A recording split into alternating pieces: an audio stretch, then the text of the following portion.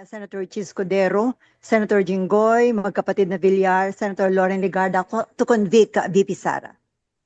That is totally untrue po, no? I asked the presiding officer, natawa lang siya, sabi niya, talaga lang, tinatanong mo pa yan sa akin.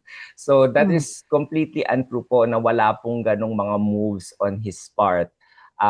He is busy and his time is taken up by reading and studying the case, both the witness testimony, the number of documents, at saka yung mga resolutions na kailangan niyang ilabas. In a way po nga, parang marami siyang kailangan pang ilabas na resolution dahil sa mga na-cancel na trial dates. So, mas busy po siya gawin yon kesa po mamulitika. It's still too early, and at the same time, yung case of the prosecution, kalahati pa lang rin sila dito sa article na to, no? Sa article 1. So, medyo preposterous yung ganong insinuation by parties.